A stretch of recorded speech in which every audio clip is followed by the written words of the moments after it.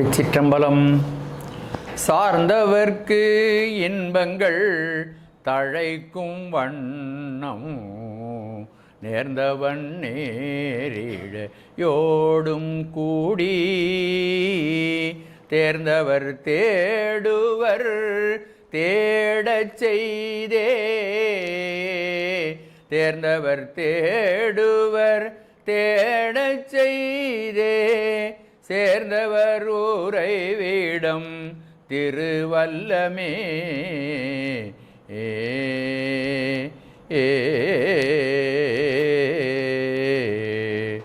திருச்சிற்றம்பலம். திருவாசகம் நீத்தல் விண்ணப்பம் 32வது திருப்பாடல். அடற்கரி போல் ஐம்புலன்களுக்கு அஞ்சி அழிந்த என்னை விடற்கரியாய் விட்டிடுதி கண்டாய் விழு தொண்டர்க்கு அல்லால் தொடர்கரியாய் சுடர் மா மணியே சுடு தீ சுழல கடற்கரிதாய் எழு நஞ்சு அமுதாக்கும் கரை கண்டனே. திருச்சிற்றம்பலம். இதற்குரிய பதங்களை உரை பார்க்கலாம். விழு தொண்டர்க்கு அல்லால் தொடர்க்கு அறியாய், சிறந்த மெய்யடியார்களுக்கு அல்லாமல் மற்றவர்களுக்கு தீண்டுவதற்கு அருமையாக உள்ளவனே. சுடர் மாமணியே, ஒளி விளங்கும் பெரிய மாணிக்க மணியே. சுடு தீ சுழல, சுடும் இயல்பினையுடைய தீக்கொழுந்து சுழலும்படியாக கடல் கரிதாயெழும் திருப்பார்கடலின் கண்ணே கரிமை நிறத்தோடு தோன்றிய நஞ்சு அமுதாக்கும் கரை கண்டனே. நஞ்சை உணவாக கொண்ட கரிய கழுத்தை உடையவனே. என்னை விடற்கு அறியாய், அடியேனை எக்காலத்திலும் விட்டு நீங்காமல் இருப்பவனே. அடல் கரிபோல் ஐம்புலன்களுக்கு அஞ்சி அழிந்த என்னை வலிமை மிகுந்த கொல்லும் தன்மையுள்ள யானை போன்ற ஐம்புலன்களுக்கும் அஞ்சி நிலை கலங்கிய சிறியேனை விட்டுவிடாதே. இப்பொழுது ஒவ்வொரு சிந்தனையாக எடுத்துக்கொண்டு நாம் விரிவாக இதை பார்க்கலாம். விழு தொண்டர்க்கு அல்லால் தொடர்க்கு அறியாய். விழு தொண்டர் அப்படின்னா மேன்மையான தொண்டர்கள், விழுமிய தொண்டர்கள், சிவபெருமானை தவிர வேறொன்றையும் சிந்திக்காத தொண்டர்கள், சிறந்த மெய்யடியார்களுக்கு அல்லாமல் பிறர்க்கு தீண்டுதற்கு அருமையாக உள்ளவனே என்பது இதற்கு பொருள். தொண்டு அப்படின்னு எடுத்துட்டோம்னா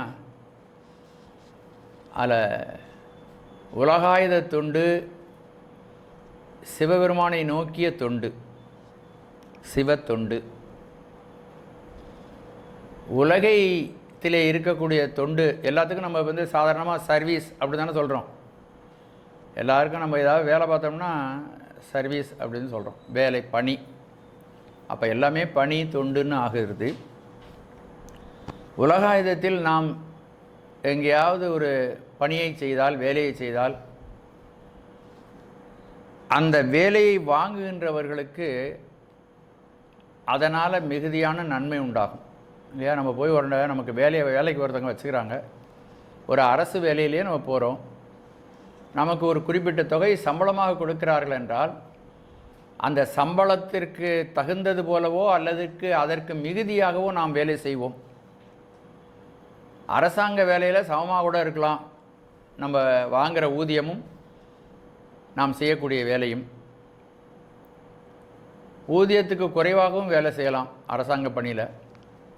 ஆனால் தனியார் நிறுவனங்களில் வேலை செய்யும் பொழுது நம்மிடமிருந்து மிகுந்த பணியை எடுத்துக்கொண்டு, வேலையை எடுத்துக்கொண்டு, அதற்கு பிரதியாக ஊதியம் நமக்கு குறைவாக வழங்குவார்கள். அது தனியார்கிட்ட எல்லா இடங்கள்லையும் பெரும்பாலும் அப்படித்தான் இருக்கும். இப்போது தனியார்கிட்ட நம்ம வேலை செய்யும் பொழுது வேலை வாங்குகின்றவன் அவனை நம்ம எஜமான்லாம் சொல்கிறது கிடையாது. பழங்காலத்தில் தான் ஆண்டான் அடிமை, எஜமா, எங்களுடைய எஜமா, எங்களுக்கு எஜமா அப்படின்லாம் சொல்லுவாங்க. இப்போல்லாம் அவருக்கெல்லாம் பேர் வேறு, மேனேஜரு, பிரசிடெண்ட்டு அப்படின்னு ஏதாவது வச்சுருப்பாங்க. கீழே வேலை செய்கிறவங்களுக்கு ஸ்டாஃப், எங்கள் ஸ்டாஃப் அப்படின்னு சொல்லுவாங்க ஆங்கிலத்தில். ஆகவே அதுவும் ஆண்டான் அடிமை வேலை தான் உலகத்தில் உலகாயுத பணிகள் செய்யும் பொழுது. அப்போ நம்ம இதிலேருந்து பார்த்தா உலகாயுத பணிகள் எந்த பணி செய்தாலும் பணி செய்கின்றவன் விருப்பம் இல்லாமல் கூட அந்த பணியை செய்யலாம். அவனுக்கு மனசுக்கு பிடிக்காம சம்பளம் கிடைக்குது ஏதோ வேலை செய்வோம் அப்படின்னு கூட செய்யலாம். வேலை ஆள் வேறு கிடைக்கல, இவனை வச்சுக்க வேண்டியா இருக்கு நம்ம அப்படின்னு கூட அது எஜமானன் பணியாளர் மேலே விருப்பம் இல்லாமலும் இருக்கலாம். இப்படி பல்வேறு வகையில் இருக்குது உலக ஆயுத தொண்டுகள். எங்கு நாம் இறைவனுக்கு செய்யக்கூடிய தொண்டு அப்படின்னு பார்க்குறோம். இறைவனுக்கு செய்யக்கூடிய தொண்டுகளிலும் காமியம் நிஷ்காமியம் என்று ரெண்டாக அதை பிரிக்கலாம். காமியம் என்றால் ஒரு பலனை நோக்கி ஒரு செயலை செய்வது. இன்னொன்று நிஷ்காமியம் என்றால் உண்மையை உணர்ந்தவர்கள், நல்ல தெளிவாக ஞானத்தை உணர்ந்தவர்கள் இறைவனிடம் உலகாயுத விஷயங்கள் எதையும் கேட்க மாட்டார்கள். அதுக்கு நிஷ்காமியம் என்று பெயர். காமியம் என்றால் ஆசையோடு விருப்பத்தோடு பயனை எதிர்பார்த்து செய்தல். நிஷ்காமியம் பயனை எதிர்பார்க்காமல் செய்யக்கூடியது. அப்போ பயனை எதிர்பார்த்து நாம் சாமியை வணங்குகிறோம். பெரும்பாலும் நம்முடைய வழிபாட்டிற்கு இறைவனை வணங்குவதற்கு அதுக்கு பின்னாடி ஒரு காரணம் இருக்கிறது என்றால் ஒவ்வொருவரும் ஏதாவது ஒரு காரணத்திற்காக இறைவனை வணங்குகிறோம்.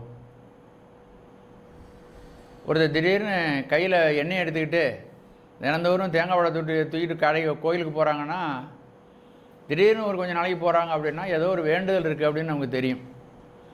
ஜோசியக்காரங்களோ ஜாதகம் பார்க்குறவங்களோ அல்லது வேறு யாரோ 48 நாளைக்கு போய் விளக்கு போடு உனக்கு இந்த நன்மை கிடைக்கும், அல்லது கணவர் ஆஸ்பத்திரியில் இருக்கார் அல்லது மனைவி ஆஸ்பத்திரியில் இருக்காங்க அவங்க சௌகரியமாக போகணும், அதுக்காக ஒவ்வொரு நாளும் கோயிலுக்கு போய் வணங்குறதும் உண்டு. இதெல்லாம் ஒரு பலனை எதிர்பார்த்து செய்தல். அந்த பலனை எதிர்பார்த்து நாம் இறைவனுக்கு தொண்டு செய்யும் பொழுதும் அந்த பிரார்த்தனையினால் நன்மை ஏற்படுகிறது. அதனாலேயும் நம்ம போகிறோம். இன்னொரு வகையான பக்தர்கள் இருக்கிறார்கள். அவர்களுக்கு உலகாயுத பயன்கள் எதுவும் வேண்டுதல் இல்லை. பெருமானே நீ எதை கொடுத்தாலும் எனக்கு வேண்டாம், உன்னுடைய திருவடி மட்டும் வேணும், உன்னை மட்டும் காட்டு, உன்னை நான் அனுபவிக்க வேண்டும். அவர்கள் தெளிவாக அறிவிலே தெளிவாக உள்ளவர்கள். அவர்களுக்கு அறிவிலே எப்படி தெளிவு வந்தது அப்படின்னா, அந்த உலகத்தில் உள்ள எல்லா பொருள்களிலும் நிலையான பொருள் இறைவன். அந்த பெருமானையும் அடைவதற்கு தடையாக இருப்பது நம்மிடம் இருக்கின்ற அறியாமை.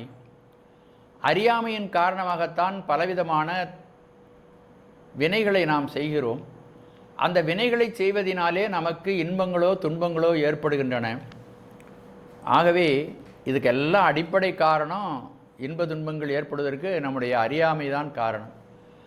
ஆகவே நம்மிடம் அறிவு தெளிவு இருந்தால், நம்மிடம் அறியாமை நீங்கிவிட்டால் துன்பமே வராது.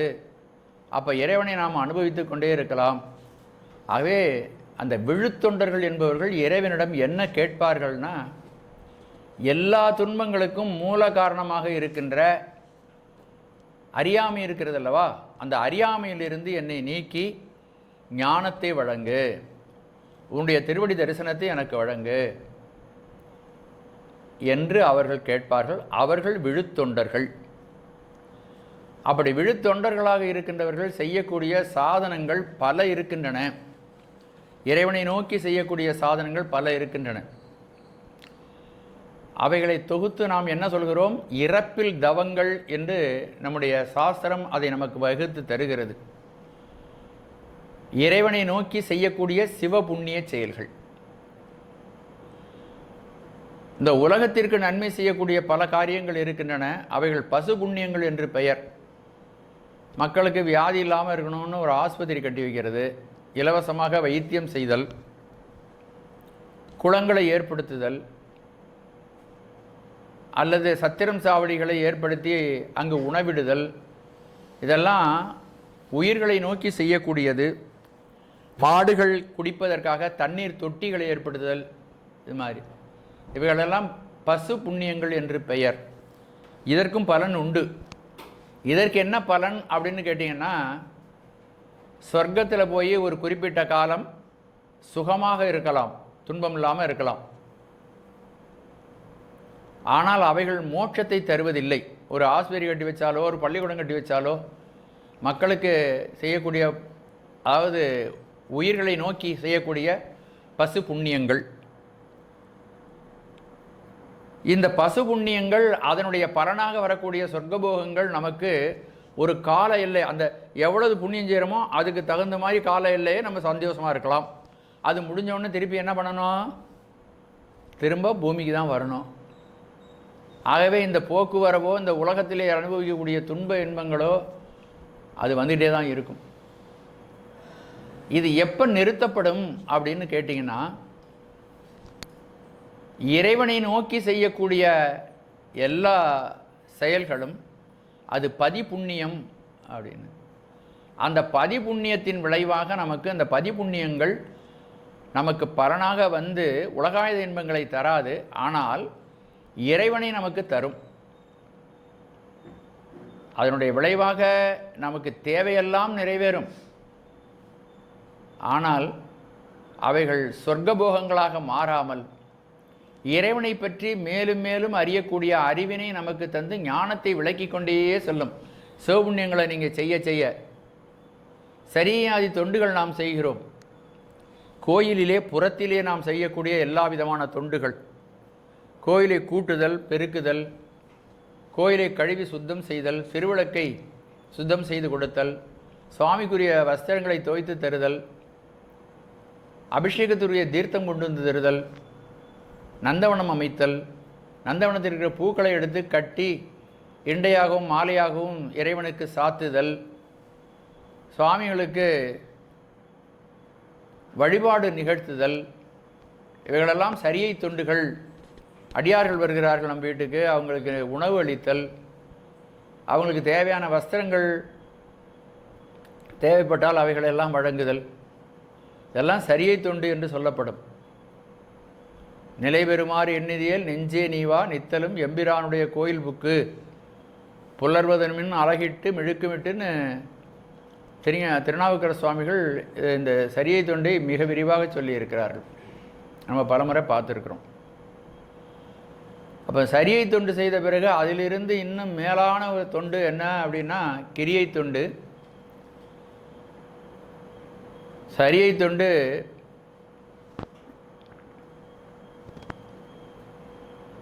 நம்ம தீட்சை எடுத்துக்கொண்டு அந்த சரியை தொண்டை செய்தால் சரியை தொண்டு செய்வதற்குரிய அதிகாரம் நமக்கு கிடைக்கும்.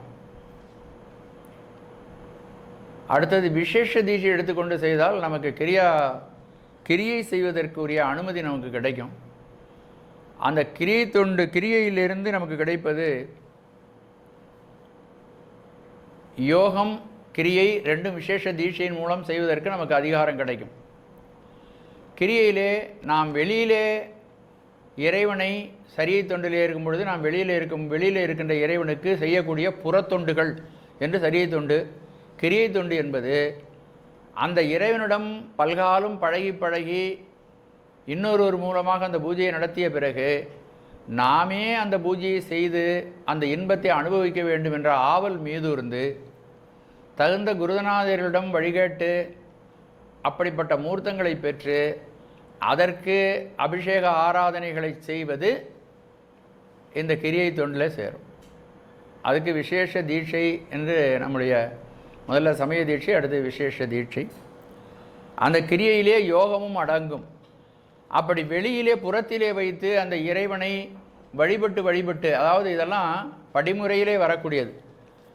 அப்படி வெளியிலே வைத்து வழிபட்டு இந்த இறைவனை நம்முடைய அகத்துக்குள்ளும் வழிபட வேண்டும், உயிருக்குள்ளும் வைத்து வழிபட வேண்டும் என்று யோகத்திலே இறைவனை வழிபடுதல் அடுத்தது அதுக்குரிய மூன்றாவது நிலை.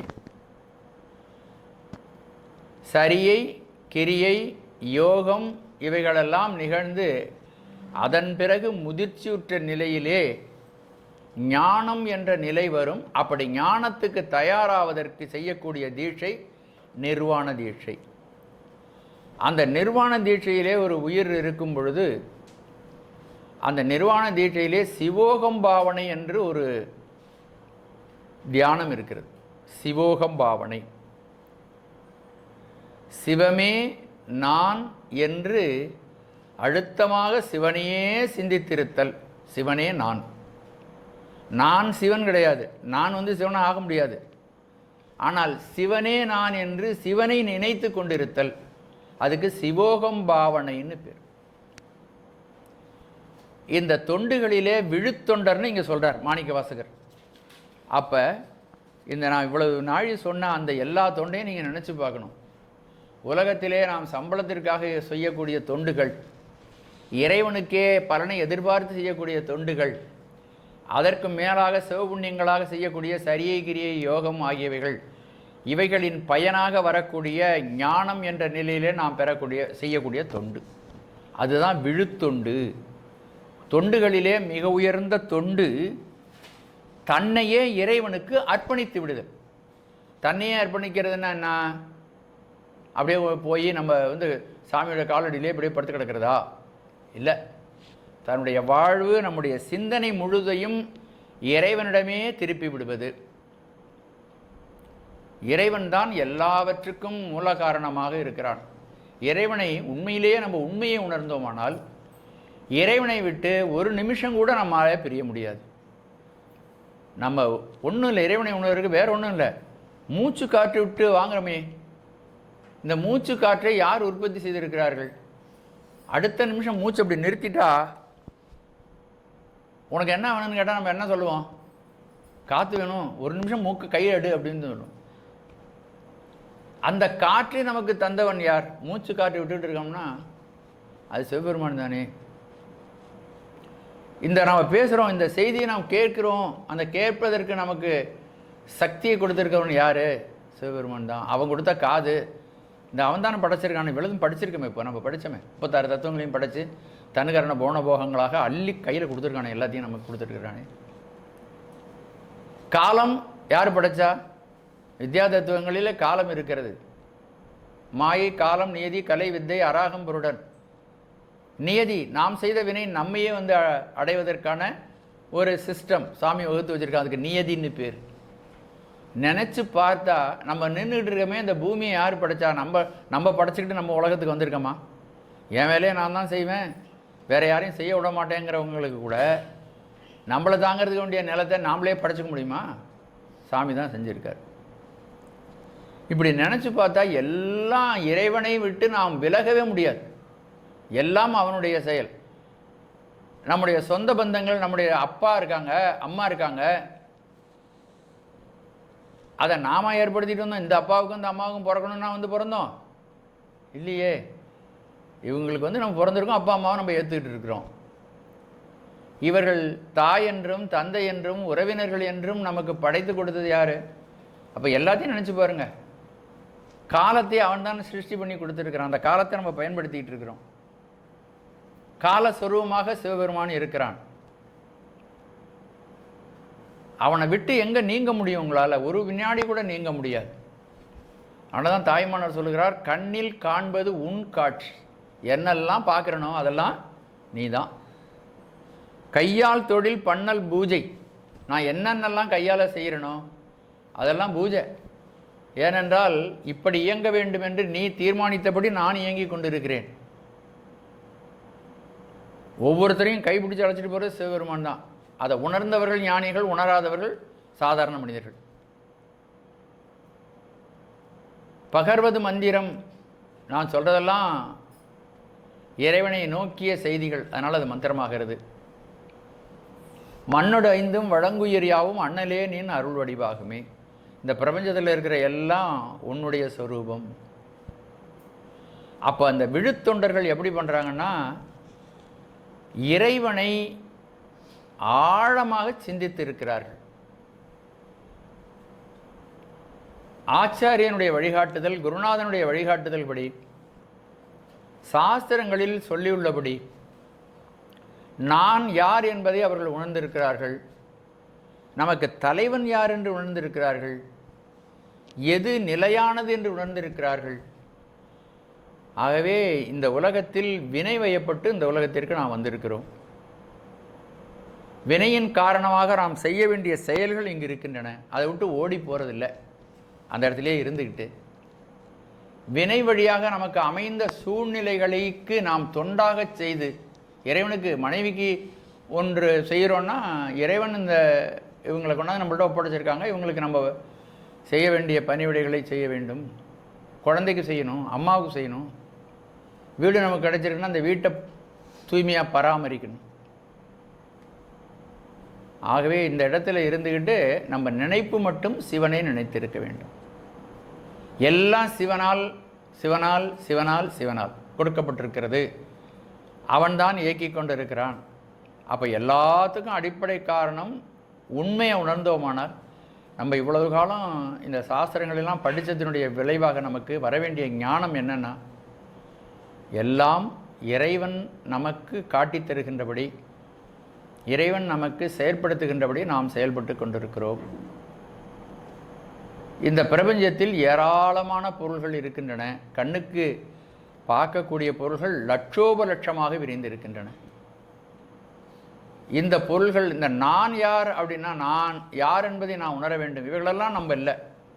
இந்த சுவரா, இந்த மனிதனா, இந்த மலையா, இந்த காடா, இந்த குளமா, இந்த பிரபஞ்சத்தில் இருக்கக்கூடிய மாயையில் உள்ள பொருள்கள் எதுவும் நான் அல்ல. இந்த பொருள்களெல்லாம் இல்லை. 3 பொருள்கள் தான் முக்கியமான பொருள்களாக இருக்கிறது. அவைகளிலே இதற்கு அடுத்தபடியாக சிவன் இருக்கிறார். சிவன் நீயா? சிவபெருமானா நீ அப்படின்னா சிவபெருமான் நீ இல்லை. அப்போது சிவனாகவும் நான் இல்லை, இந்த உலகமாகவும் நான் இல்லை. இவைகளிலிருந்து வேறான நான் ஒரு ஆன்மா, உயிர். இந்த உயிரிலே எல்லா இடத்திலும் கலந்திருக்கின்ற சிவபெருமான் என்னுடைய உயிரிலும் அவன் கலந்திருக்கிறான். இதெல்லாம் ஞானம். இதுதான் உண்மையான அறிவு. சிவபெருமான் என்னுடைய உயிரிலே கலந்திருக்கிறான். எதையும் நான் அறிய வேண்டுமென்றால் அவன் எனக்கு வேறாக இருந்து எனக்கு எல்லாவற்றையும் காட்டுகிறான். அதை நான் அனுபவிக்க வேண்டுமென்றால் என்னோடு அவனும் செயல்பட்டு அதை அனுபவிக்கிறான், காணுகிறான், காட்டுகிறான், காணுகிறான். இதுதானே உண்மையான ஞானம். பெரியவர்களெல்லாம், ஞானிகளெல்லாம் எப்படி வாழ்ந்திருக்காங்கன்னா, இறைவனை நினைத்து கொண்டு இறைவன் அல்லது சாஸ்திரம் அல்லது குருநாதர் இவர்கள் என்ன வழிகாட்டினார்களோ அதன்படி நடந்து வாழ்க்கையை நடத்தியிருக்கிறார்கள். தங்களுக்கென்று தங்களுடைய விருப்பத்தை தீர்த்து கொள்வதற்கென்று, புலனின்மங்களை தீர்த்து கொள்வதற்கென்று ஒரு வாழ்க்கை அங்கே இல்லை. எல்லா பெரியவர்களுடைய வாழ்க்கையை நீங்கள் எடுத்து அப்படி ஆராய்ச்சி பண்ணி பார்க்கணும். நம்முடைய வாழ்க்கை நம்முடைய புலன்களுடைய சுகத்திற்காகவும் இவைகளை திருப்திப்படுத்துவதற்குமான வாழ்க்கை சாதாரண மனிதனுடைய, நம்முடையன்னு சொல்லக்கூடாது, சாதாரண மனிதனுடைய வாழ்க்கை. ஞானியுடைய வாழ்க்கை இறைவனை நோக்கி இறைவனுக்காக வாழக்கூடிய வாழ்க்கை. அவர்கள் இறைவனையே சிந்தித்திருப்பார்கள். ஆகவே இந்த பிரபஞ்சமும் நான் அல்ல, இந்த பிரபஞ்சத்தில் உள்ள எந்த பொருள்களும் நான் அல்ல, இதற்கு மேலாக இருக்கின்ற சிவபெருமானும் நான் அல்ல அப்படின்னு முடிவு பண்ணி இந்த ஆன்மாவிலே இறைவன் கலந்திருக்கிறான். அவன் கலப்பு இல்லாவிட்டால் நம்மாலே நம்மளுக்கு இருப்பே இல்லை. நம்மளை தூக்கிட்டு இருக்கான், சாமி சுமந்துக்கிட்டு இருக்கான். வேறாக இருந்து நமக்கு எல்லாவற்றையும் அவன்தான் தெரிவிக்கிறான். எந்த விஷயமா இருந்தாலும், இந்த கடிகாரத்தை நான் பார்க்குறேன்னா என்னுடைய உயிரிலே கலந்திருந்து கண் மூலமாக இந்த கடிகாரத்தை அவன்தான் காட்டுகிறான். இந்த கடிகாரம் என்பதை அவன் என்னோடு சேர்ந்து அனுபவிக்க வைக்கிறான். அவனுடைய இருப்பு இல்லாவிட்டால் எதையும் நான் அறிஞ்சிக்க முடியாது, எதையும் நான் அனுபவிக்க முடியாது. நான் அறிய வேண்டுமென்றாலும் அனுபவிக்க வேண்டுமென்றாலும் இறைவனுடைய கலப்பு நம்மிடம் இருக்க வேண்டியிருக்கு. ஆகவே இப்படி சிவபெருமான் இருக்கிறான் என்று தெரிந்தவுடனே ஒரு மூச்சு விட்டு வாங்குறோம்னா நாங்கள் சிந்தனை பண்ணணும். சாதாரணமாக நம்ம ஓய்வாக இப்போ இந்த பாடத்தை கேட்டுக்கிட்டே அதை சிந்தனை பண்ண முடியாது. ஒரு மூச்சு உள்ளே போயிட்டு வெளியில் வருதுன்னா இறைவனுடைய அருள். கண்ணை சிமிட்டி கண்ணை திறக்கிறோம்னா அதுக்குள்ளே கூட ஒரு உயிர் போயிடலாம். அப்போது இறைவன் தான் எல்லாவற்றையும் இயக்கி கொண்டிருக்கிறான். நம்ம ஆழமாக சிந்தித்து பார்த்தோம்னா இறைவனுடைய செயல் தான் நடைபெற்று கொண்டிருக்கிறது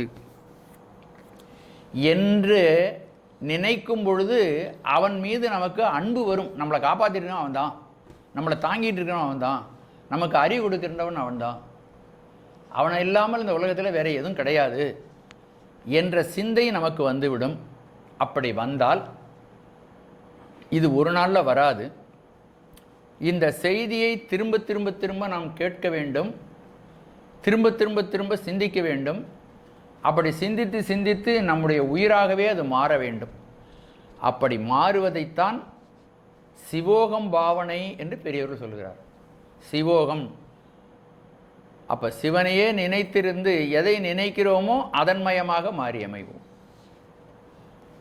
நாம் ஏதாவது ஒரு மூர்த்தத்தை வழிபட்டோமானால் அந்த மூர்த்தி மயமாக நாம் மாறி அமைவோம். எதை சிந்திக்கிறோமோ அதன் வடிவமாக நாம் மாறி அமைவோம். நம்முடைய அடியவர்களுடைய வாழ்க்கையெல்லாம் பார்த்தா சிவபெருமானை அதிகமாக சிந்திச்சிருப்பாங்க. சிவபெருமானுக்கு என்ன கருணை இருக்கிறதோ அவர்களுக்கு அந்த கருணை அவர்களும் இருக்கும். சிவபெருமானைப் போலவே அவர்கள் விளங்குவார்கள். அதனால தான் பராவு சிவர் என்று நம்முடைய அருணந்தி சிவாச்சாரியார் சொல்லுவார். பராவு சிவர்னா நடமாடுகின்ற சிவபெருமான். அவர் உயிரிலே சிவபெருமானை வைத்து சிவபெருமானையை நினைத்து வாழ்க்கை நடத்துவார்கள். புலன்களுடைய சுகத்திற்காக அவருடைய வாழ்க்கை அமையாது. அப்படி யார் இருக்கிறார்களோ அப்படிப்பட்ட பெரியவர்கள், அப்படிப்பட்ட வாழ்க்கை வாழக்கூடியவர்கள் சிவோகம் பாவனையில் திளைத்திருப்பார்கள். அப்படி யார் அந்த சிவ நினைவிலே இருக்கிறார்களோ அவர்களுக்கு சிவன் அவர்களுடைய உயிரிலே வெளிப்பட்டு தோன்றுவான். அருணந்தி சிவாச்சாரியார் ஒரு உதாரணத்தின் மூலமாக நமக்கு சொல்லுகிறார். பழங்காலத்தில் பாம்பு கடித்தவனை மந்திரவாதி மூலமாக அந்த பாம்பு கடியிலிருந்து மீட்டு அவனை உயிர் பெற்றிடச் செய்வார்கள். அப்போ அந்த மந்திரவாதி என்ன செய்திருப்பார் அப்படின்னு கேட்டால், நல்ல பாம்புக்கு பகையானது கருடன்.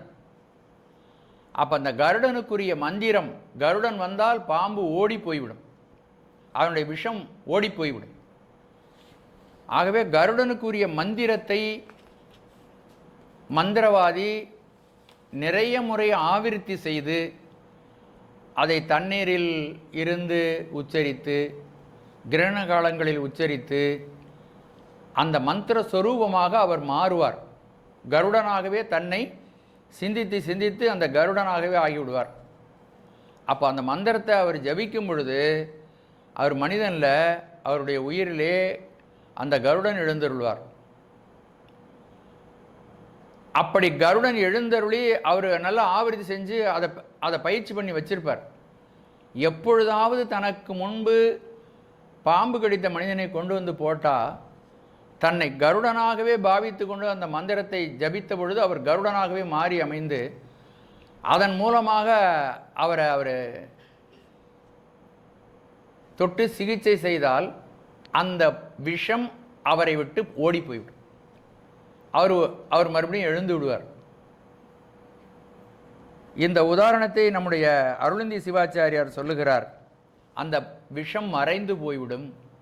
அதுபோல இந்த ஆன்மாவானது சிவத்தை அது செய்கின்ற உதவிகளையெல்லாம் நினைத்து மனம் கசிந்த அன்போடு சிவபெருமானையும் அவனுடைய மந்திரம், எண்குணங்கள், அவனுடைய அருளி செயல்கள் இவைகளை பலவட நினைத்து கடைசியில் சிவபெருமானிலேயே அந்த சிந்தனையை அவனுடைய உருவமையோ ஏதோ ஒன்றில் உருவத்தையோ நாம் தியானிக்கின்ற பொழுது அந்த உயிரானது சிவமாம் தன்மை எய்தும் என்று நம்முடைய அருணந்தி சிவாச்சாரியார் ஒரு விருத்தத்தில், அதாவது அவருடைய நூலில் இருக்கக்கூடிய 298வது விருத்தத்தில் அதை சொல்லுகின்றார். யார் இப்படி சிவோகம் பாவனை செய்கிறார்களோ அவர்கள் விழுத்தொண்டர். அதைத்தான் இங்கு மாணிக்க வாசகர் குறிப்பிடுகிறார். விழுத்தொண்டர்க்கு அல்லால் தொடர்க்கு அரியை. அப்போ அந்த விழுமிய தொண்டர்கள் யார் சிவனையே சிந்தித்து இருக்கிறார்களோ அவர்களுக்கு சிவபெருமான் தொடுவதற்கு மிக சுலபமாக எளிமையாக அவர்கள் தொடுவார்கள், அவர்களை நெருங்குவார்கள், அவருடைய உயிரிலே அவனுடைய சாநித்தியம் விளங்கும். யார் இப்படி சிந்திக்காமல் இருக்கிறார்களோ அவர்களுக்கு அவன் தொடுவதற்கு அருமையாகி விடுவான். அருமைன்னா அவன் தொட முடியாதவனாகி விடுவான்னு அர்த்தம். இந்த பாட்டை பார்க்கலாம். கண்ட இவை அல்லேன் நான். அந்த சிவோகம் பாவனை எவ்வாறு செய்ய வேண்டும் என்பதை இந்த பாடலில் சொல்லுகிறார். கண்ட இவை அல்லேன் நான். கண்ட இவைன்னா இந்த உலகத்திலே பார்க்கக்கூடிய எல்லா பொருள்களும் நான் இல்லை என்று தீர்மானித்து, என்று அகன்று, காணா கழிவரமும் நான் அல்லேன், ஆகவே சிவபெருமானும் நான் இல்லை என கருதி கசிந்த தொண்டினொடும். கசிந்த தொண்டு என்ன? சிவபெருமான் காட்டியும் நமக்கு எல்லா பொருள்களையும் காட்டியும் நம்மோடு சேர்ந்து எல்லா பொருள்களையும் கண்டும் நமக்கு உதவி வருகின்ற தன்மையை நினைத்து, அவனுடைய அருளை நினைத்து மனதிலே நெகிழ்ந்த அன்போடு கண்ணீர் சிந்தி அவன் நம்முடைய உயிரிலே கலந்திருக்கிறான். சிவபெருமான் எல்லா நேரமும் எல்லா இடங்களிலும் நம்மை விட்டு அவன் ஒருபொழுதும் நீங்குவதில்லை, இமைப்பொழுதும் என் நெஞ்சில் நீங்காதவனாக அவன் இருக்கிறான் என்று நினைத்து சிவமே நான் அப்படின்னு நினைச்சு அவனையே நினைக்க சிவபெருமான் அந்த உயிரிலே வெளிப்பட்டு தோன்றுவான். யார் இந்த மாதிரி தியானம் பண்ணுறாங்களோ, இப்படி ஓயாமல் அவனை நினைத்திருக்கிறார்களோ அவர்களுக்கு என பாவிக்க தோன்றுவன் வேறின்றி. அந்த உயிர் வேற சிவன் வேற இல்லாமல் அந்த உயிரிலேயே அவன் தோன்றுவான். விண்டு அகலும் மலங்கள் எல்லாம். ஆகவே சிவபெருமான் அப்படி தோன்றிவிட்டால் அந்த ஆன்மாவுக்குரிய ஆணவம், கண்மம், மாயை ஆகிய 3 மலங்களும் அந்த ஆன்மாவை விட்டு நீங்கிவிடும். கருட தியானத்தால் விட முடியும். அதுபோல இப்போ நான் கருட தியானம் பற்றி சொன்ன பார்த்தீங்களா? அப்போ கருடனாக இருந்து அந்த பாம்பு கடிப்பட்டவனை பார்ப்பதன் மூலமாக அந்த விஷம் ஒழிகிறது. அப்படி சிவனையே சிந்தித்திருப்பதனால அந்த ஆன்மா சிவனாக மாறி அமைகிறது. விடம் ஒழியும், அதுபோல விமலதையும் அடையும். பண்டை மறைகளும் அது நான் ஆனேன் என்று பாவிக்கச் சொல்வது இப்பாவகத்தை தானே. ஆகவே பண்டை மறைகளெல்லாம் சிவோகம் பாவனையை செய்ய வேண்டும் என்று நமக்கு ஆணையிடுகின்றன. அப்படி யார் அந்த சிவோகம் பாவனையை இறைவனை ஓயாமல் நினைத்து கொண்டே இருக்கிறார்களோ, அப்படிப்பட்ட பாவனையை செய்கிறார்களோ அவர்கள் விழுத்தொண்டர்கள். தொண்டர்களில் பல வகை உண்டு. இப்படி கோயில் பக்கமாக போனால் கோயில் இருக்குன்னு நினைக்காம கூட கோயிலை கடந்து போகிறவங்க இருக்காங்க. சில பேர் கோயில் பக்கம் நடந்து போனால் கோயிலுக்குள்ளே போகாமல் வெளியே இருந்தே இப்படி போட்டுக்கிட்டு போகிறவங்களும் சாதாரணமாக இருக்கிறாங்க.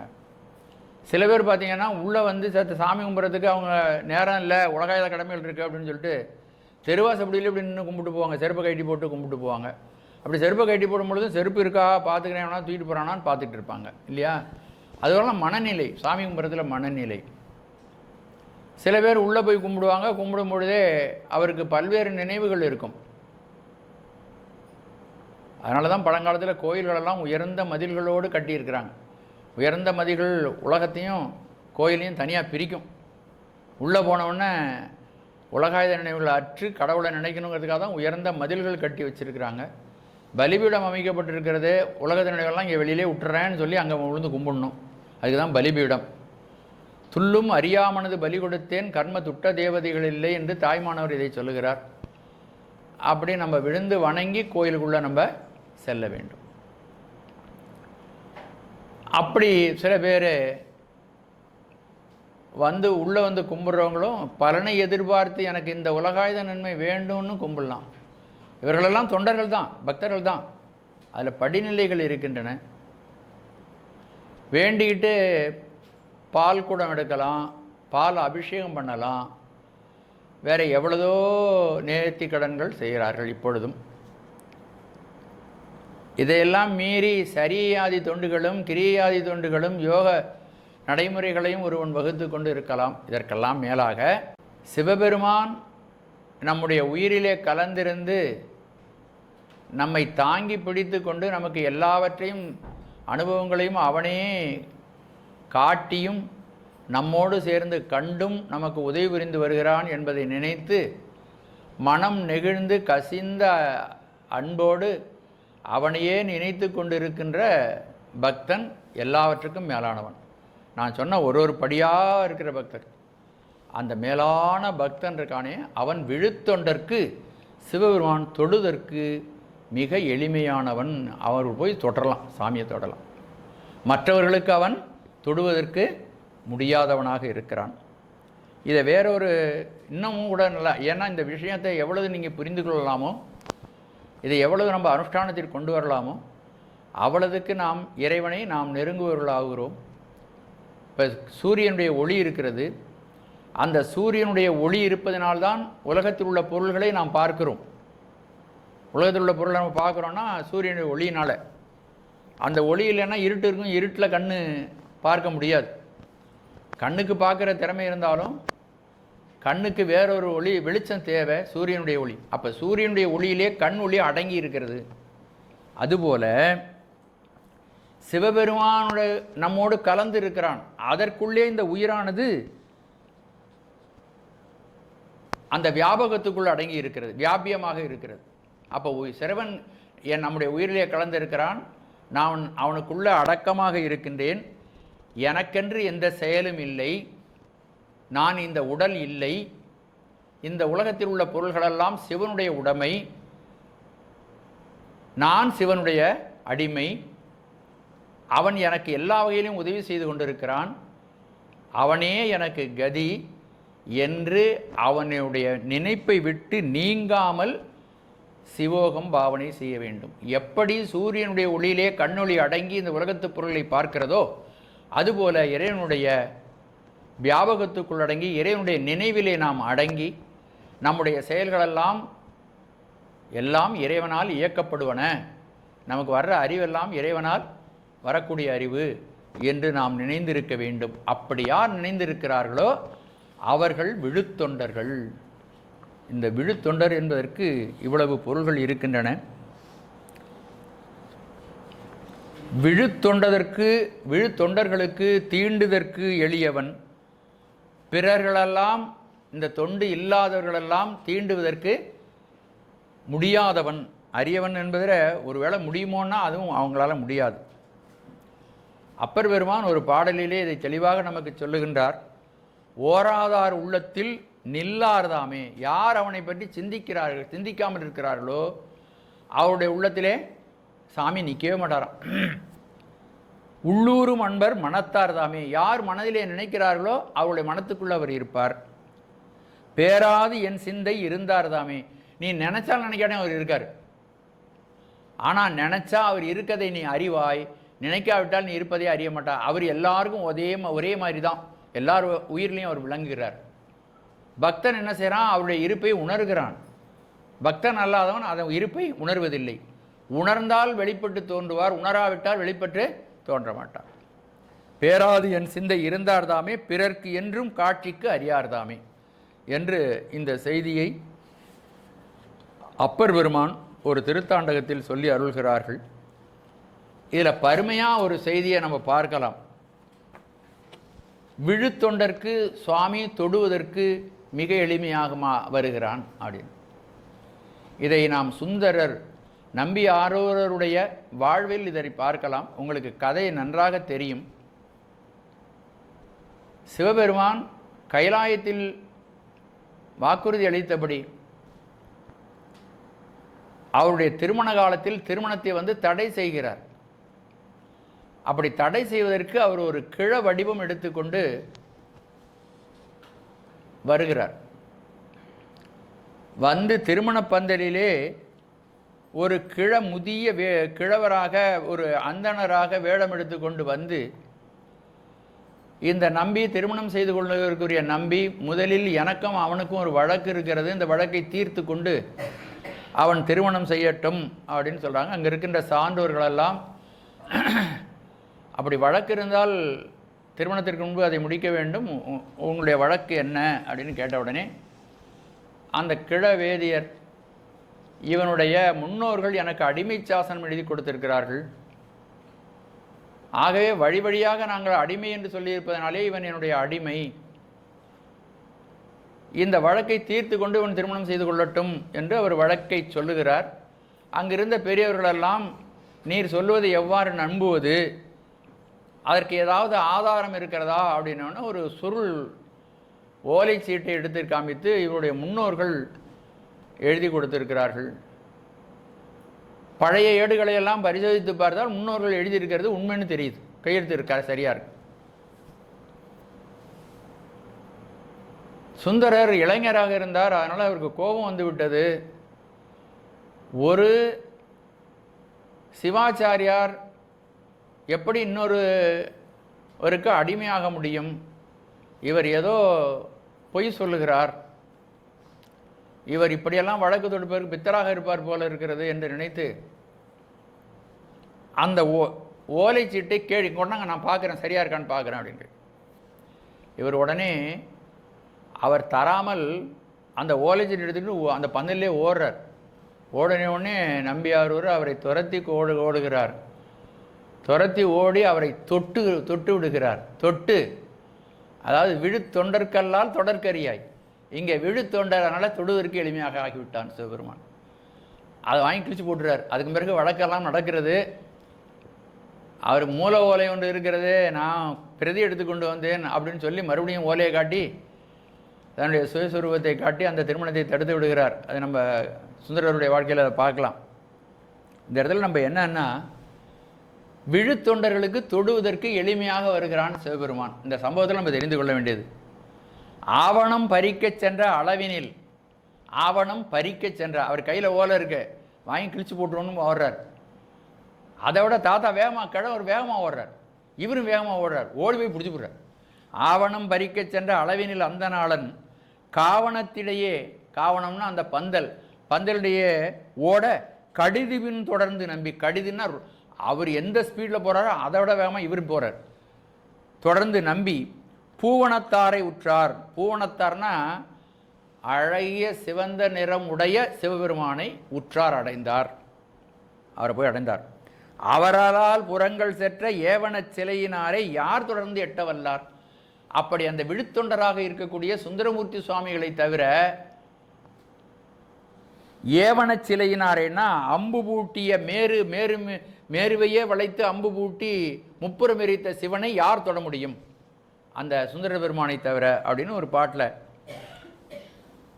தடுத்தாட்கொண்ட புராணம் அந்த பாடல் வருகிறது. இன்னொரு தடவை அந்த பாட்டு, அது அற்புதமான பாடல். ஆவணம் பறிக்க சென்ற அளவினில் அந்த நாளன் காவணத்திண்டையே ஓட கடிதுவின் தொடர்ந்து நம்பி பூவனத்தாரை உற்றார். நம்பின்னா நம்முடைய சுந்தரர் பூவனத்தாரை உற்றார். பூவனம்னா பூ வண்ணம் பொருந்திய செந்தாமரை மலர் போலும் சிவந்த நிறம் பொருந்திய சிவபெருமானை உற்றார், அடைந்தார். அவரால் புறங்கள் செற்ற ஏவன சிலையினாரை, அவரை தவிர அம்பு பூட்டிய மேருமலையை வில்லாக எடுத்து அம்பு பூட்டிய சிவபெருமானை யார் அடைய முடியும்? ஆகவே சிவபெருமானை யார் தொட முடியும்? விழுத்தொண்டற்கல்லால். இந்த வார்த்தையை நம்ம இதெல்லாம் ஏதோ ஒரு சொற்பொழிவு கேட்குறோம், விரிவுரையை கேட்குறோம் அப்படிங்கிறது கிடையாது. இது நம்முடைய வாழ்க்கையை மாற்றக்கூடிய ஸ்பரிச வேதி. பழங்காலத்தில் ஸ்பரிச வேதின்னு ஒன்று இருக்கும், அதை கையில் வச்சுருந்தா செம்ப போய் தொட்டால் பவுனா மாறிடும். அது மாதிரி நம்முடைய வாழ்க்கையை தெய்வ வாழ்க்கையாக, சிவமாம் தன்மையுடைய வாழ்க்கையாக மாற்றக்கூடிய அற்புதமான செய்தி இந்த சொல்லக்கூடிய செய்தி. எட்டுக்கொண்டார் தம்மை தொட்டுக்கொண்டே நின்றார். எட்டுக்கொண்டார், 8 வடிவங்களில் விளங்குகின்ற சிவபெருமான் அட்டமூர்த்தமாக விளங்குகின்றான். அட்டமூர்த்தங்கள் முதவே உங்களுக்கு நிறைய தர சொல்லியிருக்கிறோம். 5 பூதங்கள், சூரியன், சந்திரன், ஆன்மா, இது 8. அந்த 8 கொண்டார் 8 வடிவங்களில் இலங்குகின்ற அட்டமூர்த்த வடிவமாக இருக்கின்ற சிவபெருமானை தொட்டுக்கொண்டே நின்றார் என்றால் மனதிலே சிந்தனையிலே தொட்டு கொண்டிருத்தல்னா பருமையாக போய் தொட்டுக்கிட்டே இருக்கிறது இல்லை, மனசுக்குள்ளேயே சிந்தித்து சிந்தித்து அவரை நினைத்து கொண்டிருப்பவர்களை யார் தொட்டு கொண்டிருக்கிறார்களோ அவர்கள் விட்டார் உலகம் என்று உந்தி பெற. சிவனே நினச்சிருக்கோம், உலகத்தை போய் எப்படி பிடிச்சிக்குவான்? அப்போ அவருக்கு தானாகவே உலகம் அவருடைய சிந்தனையிலிருந்து நீங்கிவிடும். சிவனையே நினச்சிக்கிட்டு இருக்கிறவனுக்கு உலகம் அவருடைய சிந்தனையிலிருந்து நீங்கிவிடும். விட்டார் உலகம் என்று உந்தி பெற, வீடே வீடாகும் என்று உந்தி பெற. அப்படி யார் இருந்தாலும் அவர்கள் இந்த உலகத்தில் வாடுகின்ற காலத்திலேயே சிவபெருமானுடைய திருவடியினுடைய தரிசனத்தை பெற்று விடுவார்கள். எட்டுக்கொண்டார் தம்மை தொட்டுக்கொண்டே நின்றார், விட்டார் உலகம் என்று உந்தி பெற, வீடே வீடாகும் என்று உந்தி பெற. சிவபெருமான் அட்டமூர்த்தமாக இருப்பதை நம்முடைய பெரியவர்களெல்லாம் சொல்லியிருக்கிறார்கள். அதை நம்ம தொட்டுக்கிட்டே இருக்கணும். இருநிலனாய் தீயாகி நீருமாகி, இயமானனாய் எரியும் காற்றுமாகி, அருநிலைய திங்களாய் ஞாயிறாகி, ஆகாசமாய் அட்டமூர்த்தியாகி. இதில் உள்ளெல்லாம் எண்ணிங்கன்னா 8 வரும். அட்டமூர்த்தியாகி, பெருநலமும் குற்றமும் பெண்ணும் மானும் பிறருருவும் தம்முருவும் தானே ஆகி, நெருநலையாய் இன்றாகி நாளையாகி, நிமிர்புண் சடையடிகள் நின்றவாறே. விஸ்வரூப தரிசனம். இந்த பாட்டு நின்ற திருத்தாண்டகம் என்று நம்முடைய திருநாவுக்கர சுவாமிகள் அருளியிருக்கிறார்கள். சிவபெருமான் இந்த பிரபஞ்ச சுரூபமாக விஸ்வரூப தரிசனம் அப்படிங்கிறத தனியாக பார்க்க வேண்டியில்லை. இந்த பாடலை நம்ம நல்லா ஆழ்ந்து படித்து அதுவாகவே நாம் அந்த ஒவ்வொரு சொல்லுலையும் இருநிலனாயின்னா இருன பெரிய இந்த உலகமாக அப்படின்னா உலகம் ஞாபகம் வரணும். தீயாகின்னா அவன் தீ சுரூபமாக எல்லாத்தையும் நினச்சி பார்த்து இவ்வளதையாகவும் அவன் ஆகியிருக்கிறான். அப்போது அந்த பாடல் நின்ற திருத்தாண்டகம் இறைவனுடைய சொரூபத்தை நமக்கு காட்டுகிறது. ஆகவே இப்போ நமக்கு என்ன சொல்கிறார் இவர்? விழு தொண்டர்க்கு அல்லால் தொடர்க்கரியாய். இப்போ நம்ம இதுவரையிலும் பார்த்தது 2-3 சொற்களுக்குரிய பொருள் தான். விழுமையான உயர்ந்த மேலான தொண்டர்கள் யாருன்னா சிவோகம்பாவனையில் திளைத்திருப்பவர்கள் மிக உயர்ந்த தொண்டர்கள். சிவனை தவிர வேறொன்றையும் சிந்திக்காதவர்கள். சித்தத்தை சிவன்பாலே வைத்தார்க்கும் அடியேன் என்று சுந்தரமூர்த்தி சுவாமிகள் சொல்கிறார். சித்தமெனும் தென்கயிற்றால் திருப்பாதம் கட்டுவித்த வித்தகனார் விளையாடல் விளங்குதில்லை கண்டேனே என்று மணிவாசக பெருமான் சொல்லுகிறார். என்னால் சித்தத்தை கொண்டு வந்து உன்னுடைய திருவடியில் கட்ட முடியல, நீயே கட்டிக்கிட்ட. சித்தமெனும் தென்கயிற்றால் திருப்பாதம் கட்டு வித்த, அவர் தான் கட்டுறார். வித்தகனார் விளையாடல் விளங்குதில்லை கண்டேன். ஆகவே விழு தொண்டர்க்கு அல்லால் தொடர்க்கரியாய் சுடர் மாமணியே, ஒளி விளங்கும் பெரிய மாணிக்கமணியே. மா என்பதற்கு பெரிய, பெருமை மிக்க. இந்த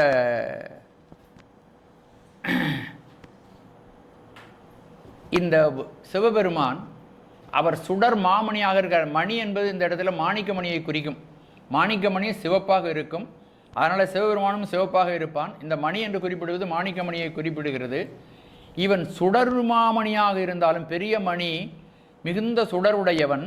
அப்படி சுடர் உடையவனாக இருந்தாலும் அப்படி சுடராக இருக்கிறான்னா நம்ம நெருங்க முடியாது இல்லையா, போய் தொட முடியாது இல்லையா. சுடர் பெரிய சுடராக இருக்குது.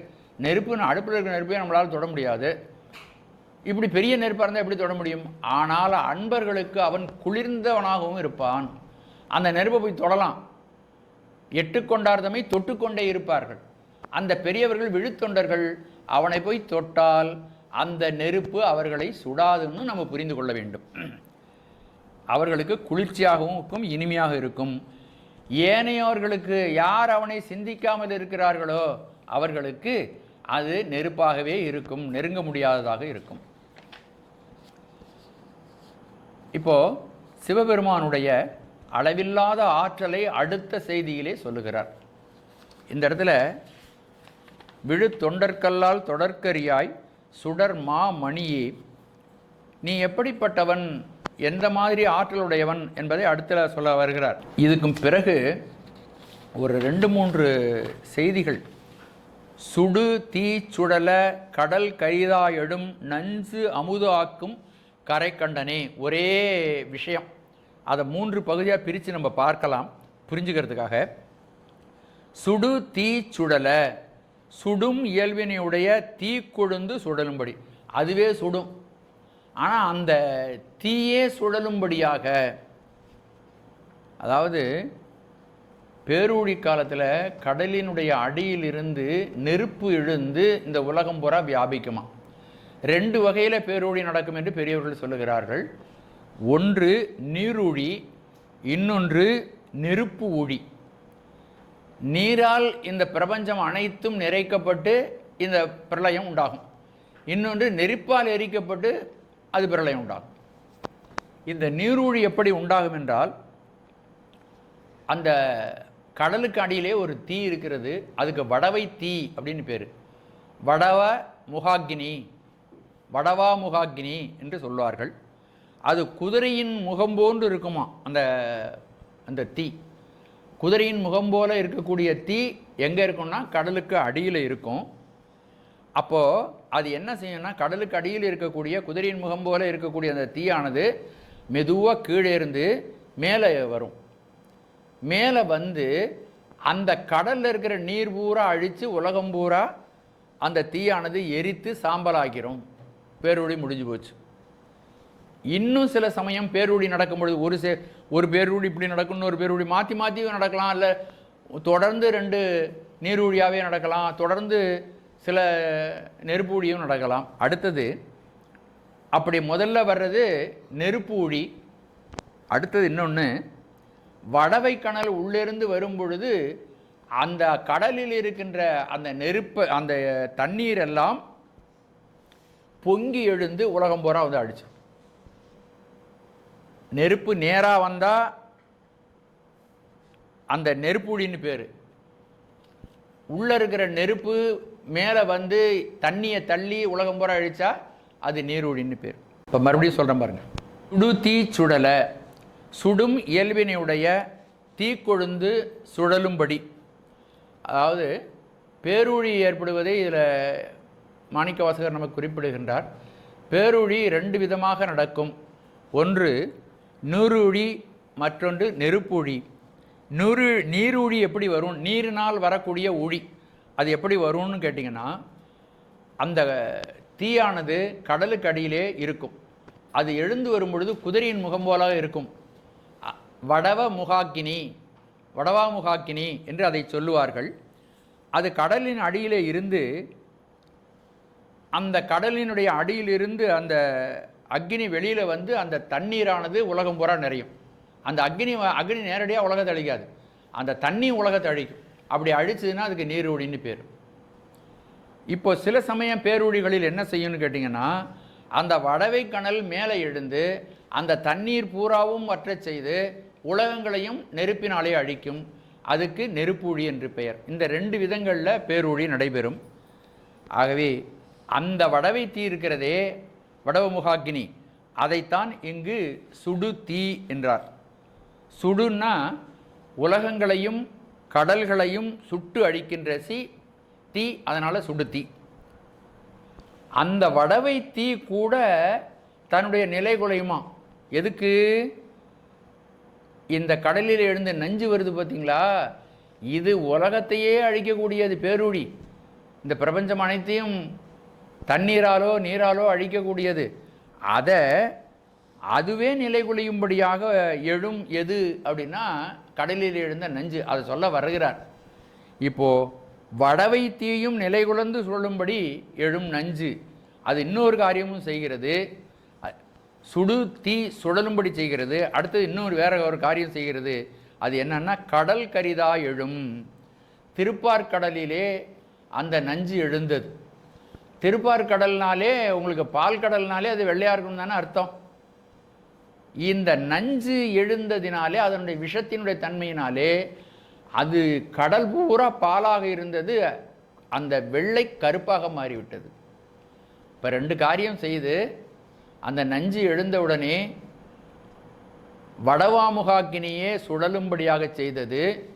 இன்னொன்று, அந்த கடல் முழுதையும் அது கருப்பாக மாறிவிட்டது. இப்போ என்ன சொல்ல வர்றாருன்னு இதில், இந்த நஞ்சினுடைய கொடுமை எவ்வாறு இருக்கிறதுன்னு சொல்ல வர்றார். நஞ்சினுடைய ஆற்றல், அந்த நஞ்சைத்தான் சாமி எடுத்து சாப்பிட்றார். அப்போ இவ்வளவு கொடுமையான நஞ்சை எடுத்து அவர் தேவர்களையும் மக்களையும் காப்பாற்றினார். அவருடைய கருணையை சொல்வதற்கு இவ்வளவையும் இந்த விஷயங்களை எல்லாம் சொல்லுகிறார். சுடுதி சுடல கடல் கரிதா எழும், கடலே பார்க்கடலே கரிக்கடலாக மாறும்படியாக எழக்கூடிய நஞ்சு, அந்த நஞ்சை அமுது ஆக்கும் கரை கண்டனே, அந்த நஞ்சை உணவாக கொண்ட கரிய கழுத்தை உடையவனே. சிவபெருமான் கடலிலிருந்து தோன்றிய நஞ்சு, அந்த பாம்பிலிருந்து வந்த நஞ்சு ரெண்டையும் சேர்த்து அது ஆலகால விஷமாக மாறியது. அந்த ஆலகால விஷத்தை சிவபெருமான் தானே உண்டு இந்த உலகத்தை காப்பாற்றினான். அப்படி காப்பாற்றியதனால் அவனுக்கு கரைக்கண்டன் என்ற பெயர் உண்டாயிற்று. கரைக்கண்டன், அது நீளமாக மாறியதால் நீலகண்டன். அந்த கண்டத்திலே அது மணி போல விளங்கியதால் சிவபெருமானுக்கு இன்னொரு பெயர் மணிகண்டன். இந்த ஒரு திருவிளையாடலை சுவாமி செய்ததன் மூலமாக நமக்கு என்ன தெரிகிறது அப்படின்னா, எத்தகைய கொடிய பொருளும் சிவபெருமானை ஒன்றும் செய்ய முடியாது, அளவில் ஆற்றல் உடையவன் என்று அவனுடைய அளவில் ஆற்றலை தெரிவிக்கிறது.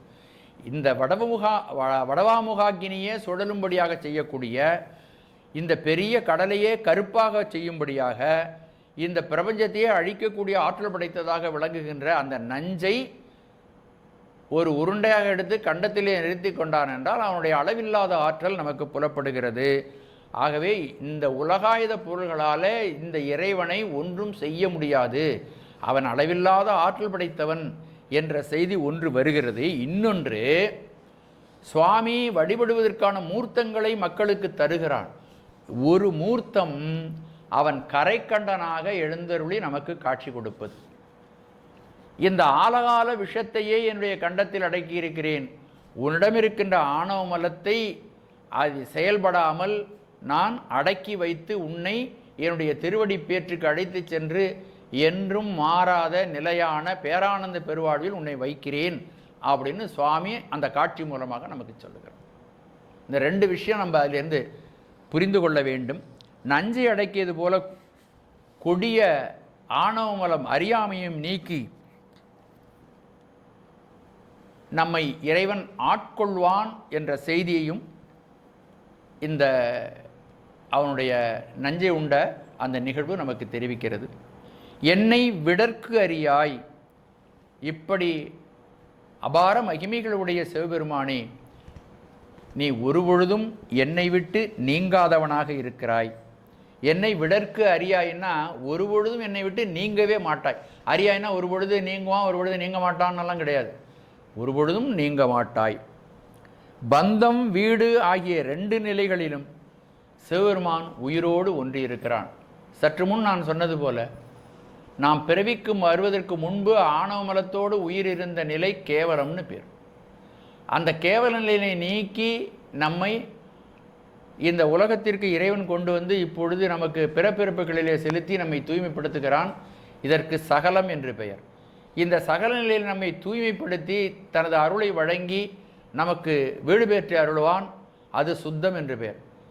அப்படி நாம் ஆணவ மலத்தோடு இருந்த காலத்திலும், இந்த மாயாமலம் கண்ம மலத்தோடு கூடியிருக்கின்ற இந்த காலத்திலும், முக்தி நிலையிலும், எல்லா காலத்திலும் சிவபெருமான் நம்மை விட்டு நீங்குவதே இல்லை.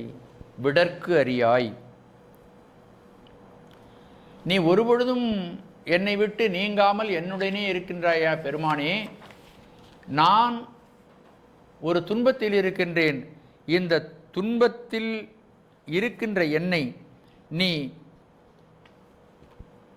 காப்பாற்றி அந்த துன்பத்திலிருந்து விடுபட வேண்டும் என்ற விண்ணப்பத்தை இந்த பாடலில் சொல்லுகிறார். அது என்ன அப்படின்னு பார்த்தீங்கன்னா, அடல் கரிபோல் ஐம்புலன்களுக்கு அஞ்சி அழிந்த என்னை, வலிமை மிக்க யானையை போன்ற, அடல்னா ரெண்டு பொருள் சொல்லலாம், ஒன்று கொல்லும் தன்மை உள்ள அல்லது வலிமை மிக்க, ரெண்டையும் சேர்த்துக்கிட்டும் சொல்லலாம். கொல்லும் தன்மை உள்ள வலிமை மிக்க யானை.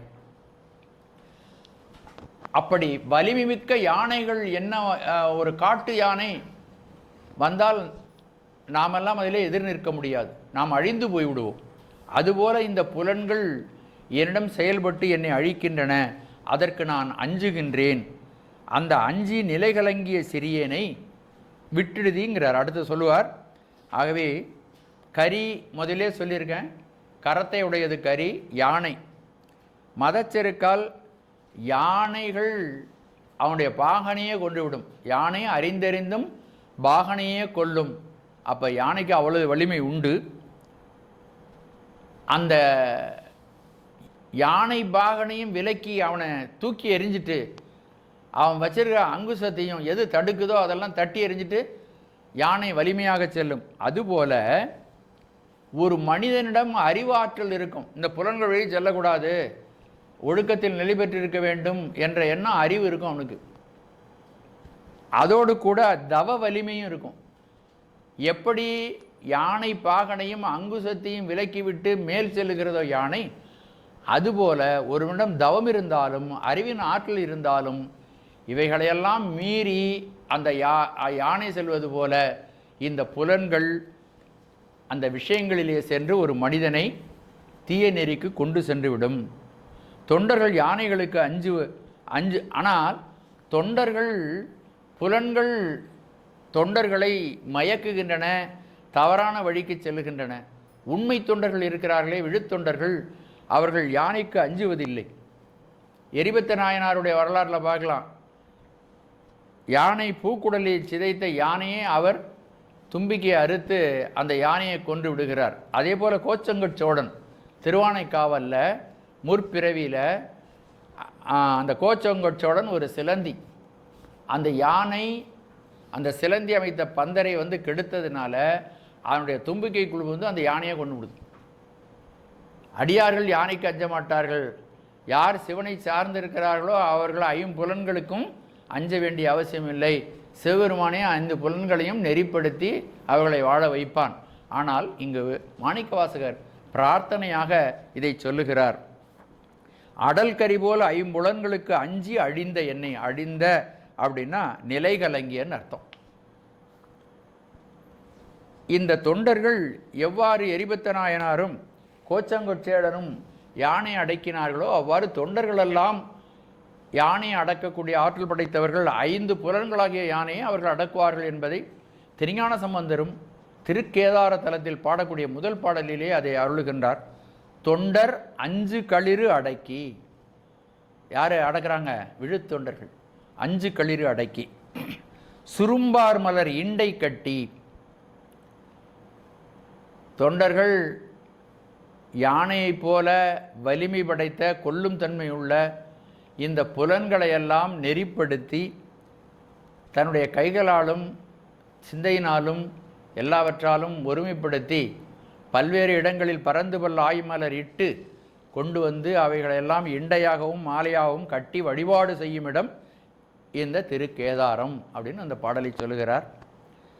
தொண்டர் 5 களிரும் அடக்கி சுரும்பார் மலர் இண்டை கட்டி வழிபாடு செய்யும் இடம் என்பரால் வண்டு பாட மயில் ஆல மான்கன்று துள்ள வரிக்கெண்டை பாய சுனை நீரில் முட்டலரும் கேதாரமே என்று. அதே மாதிரி திருவள்ளுவர்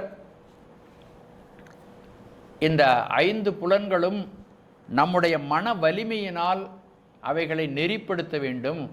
ஏன்னா புலன்கள் வெளி உலகத்தை பார்க்குறது மாதிரி தான் இருக்கும். தொண்டர் 5 களிரும் அடக்கி உரன் என்னும் தோட்டியான் ஓரைந்தும் காப்பான் வரன் என்னும் வைப்பிற்கோர் வித்து அப்படின்னு திருக்குறளிலே நம்முடைய திருவள்ளுவர் சொல்லுகிறார்.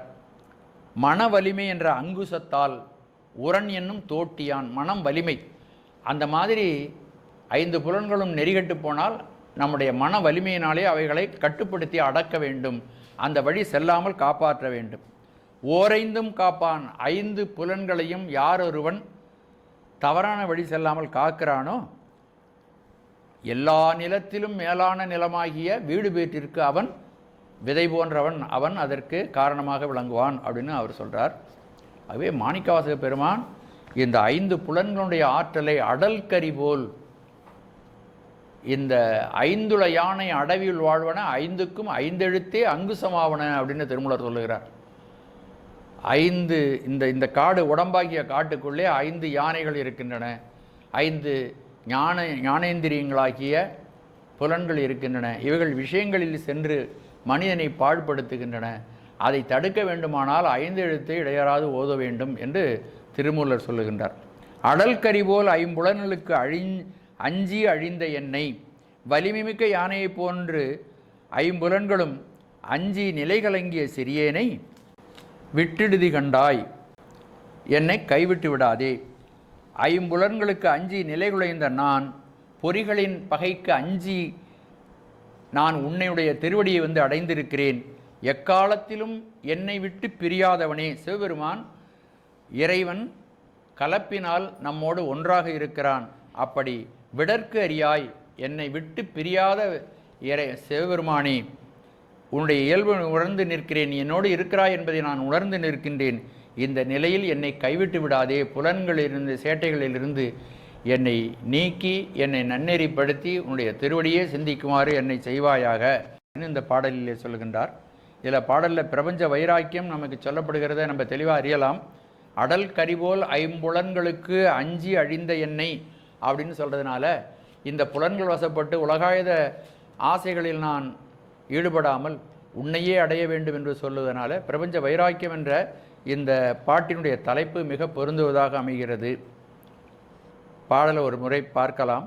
அடல் கரிபோல் ஐம்புலன்களுக்கு அஞ்சி அழிந்த என்னை, விடற்கரியாய் விட்டிடுதி கண்டாய், விழு தொண்டற்கு அல்லால் தொடர்கரியாய், சுடர் மா மணியே சுடு தீ சுடல, கடல் கரிதாய் எழு நஞ்சு அமுதாக்கும் கரை கண்டனே. திருச்சிற்றம்பலம்.